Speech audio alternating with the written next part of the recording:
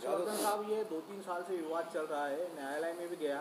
इसके लिए चंद्रकांत खैरे जी और इम्तियाज जलील साहब ने भी लड़ा दिए इनको हक दिलाने के लिए। वो लोग भी इसमें नाकाम हुए। आपको नहीं लगता आपको देरी हो गई इस मामले में आने? मैं तो कामयाब हो गया, वो नाकाम हो गए। देर आया दुरुस्त है। आपको लगता है आपको न्याय मिलेगा? मिला नहीं है क्या? बंद नहीं है क्या काम? बोलिए ना। इनको घर मिल पाएंगे? अभी काम बंद है या नहीं है? कैसे क्या बंद हो गया काम? इसका आप जवाब दीजिए पत्रकार महोदय। बड़े बड़े लटक गए, काम बंद नहीं हुआ। एक जादव आ गया और काम बंद हो गया, ये क्या है? क्या है आप बताइए, उसके बाद आपके उत्तर देंगे। भाषणबाजी, पेपरबाजी, टीवी बाजी, ऐसा ऐलान कर दिया, वैसा ऐलान कर दिया, मजहबी बातें। सच्चा मजहब तो वो है जो एक इंसान को परेशानी में से बाहर निकाले, उसको ताकत दे। जैसे घर टूटे, जैसे औरतों को घसीट घसीट के बाहर निकाला। कहाँ गए ये मजहबी लोग? कहाँ गया था इनका मजहब? कहाँ गया था इनका राजकारण? जो लोग बोलते हैं कि हम हिंदू हैं, हम हिंदुत्व के लिए काम करते हैं। जो लोग बोलते हैं हम मुसलमान हैं, हम मुसलमानों के लिए काम करते हैं। जो बोलते हैं कि हम दलित हैं, हम दलितों के लिए काम करते हैं। कहाँ गए ये सब लोग जब घसीट घसीट कर लोगों को बाहर निकाला जा रहा था? आज वो लोग परेशान हैं। उसमें से कितने तो लोग आज ब्लड प्रेशर के, शुगर के शिकार हो चुके हैं। पता नहीं चल रहा है कि अभी आखिरी दम निकलेगा तो कहाँ निकलेगा।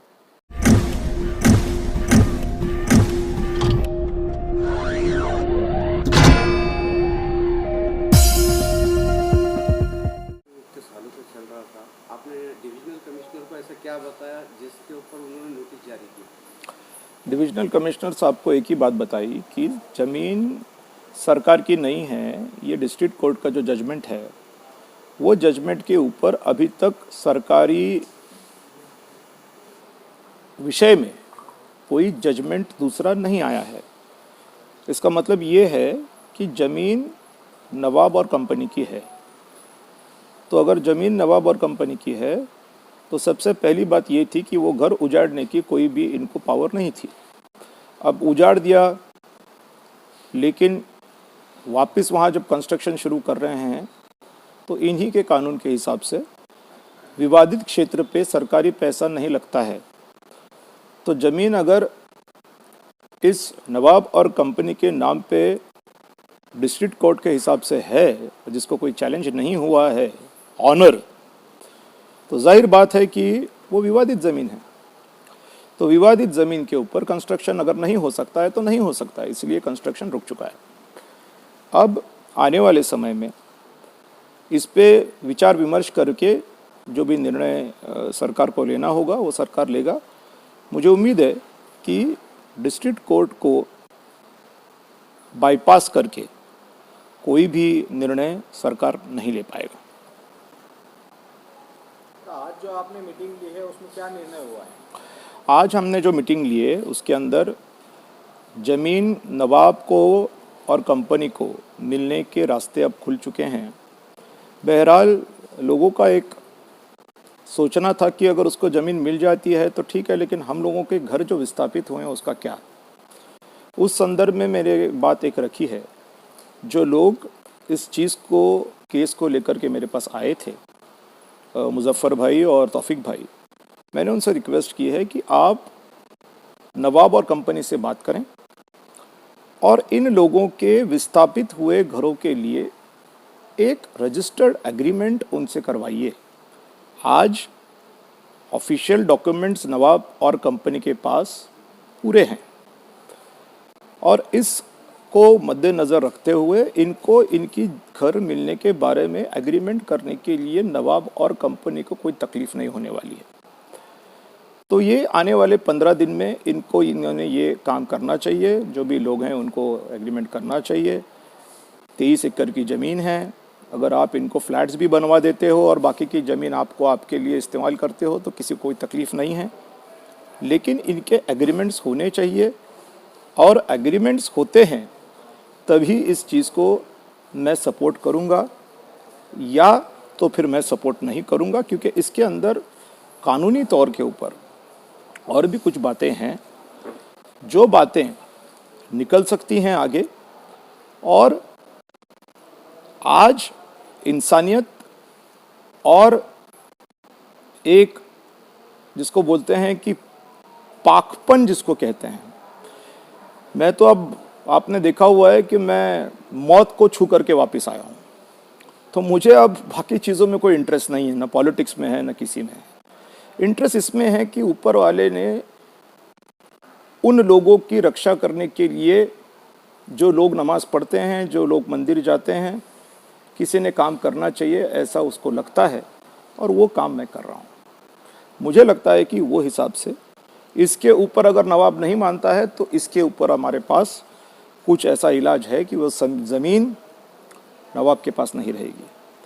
और एक बात हमने इस मीटिंग के अंदर तय की है कि अगर सरकार के पास ज़मीन जाती है अगर, तो पुनर्वसन कैसे हो सकता है।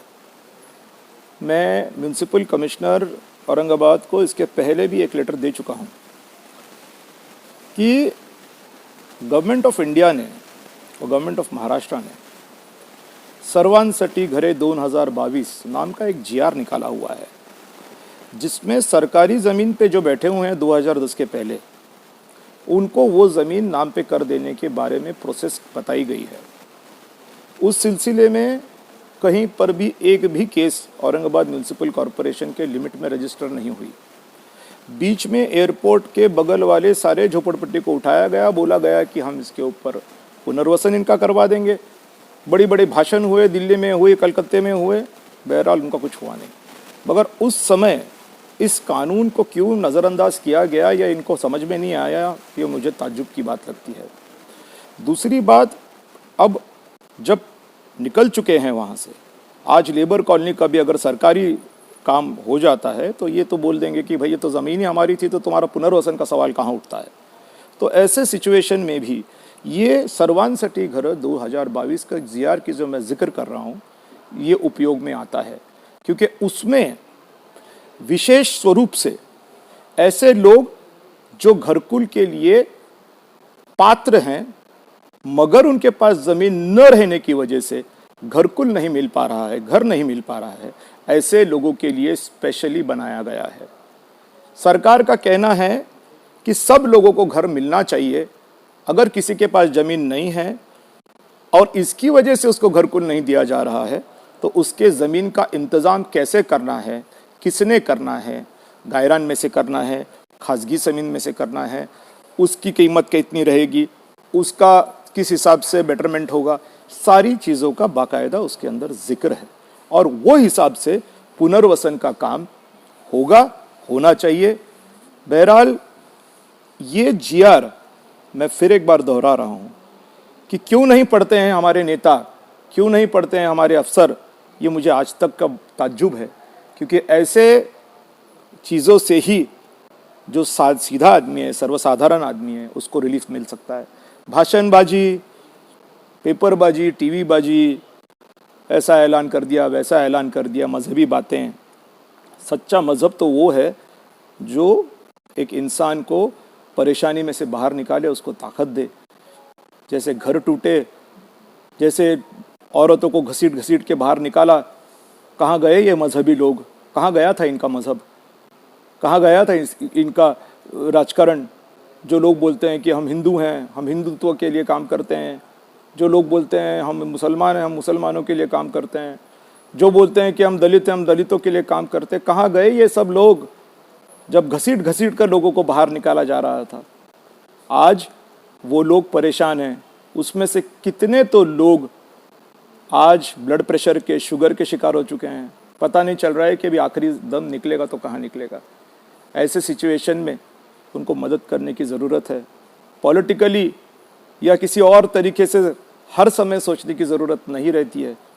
कभी कभी इंसानियत की सोच ये बहुत इम्पॉर्टेंट रहती है। मुझे नहीं पता कि आने वाले समय में क्या होने वाला है, लेकिन ये बात पक्की है कि आज जो शिद्दत से लोग नमाज पढ़ते हैं, जो शिद्दत से मंदिर जाते हैं, जो शिद्दत से गौतम तथागत बुद्ध की आराधना करते हैं, उनको तो सपोर्ट मिलना चाहिए, उनको सपोर्ट मिलना चाहिए। और खुदा का बंदा ये सोच करके मैं उनको सपोर्ट करूंगा। इसके लिए मैं कभी पीछे नहीं हटूंगा।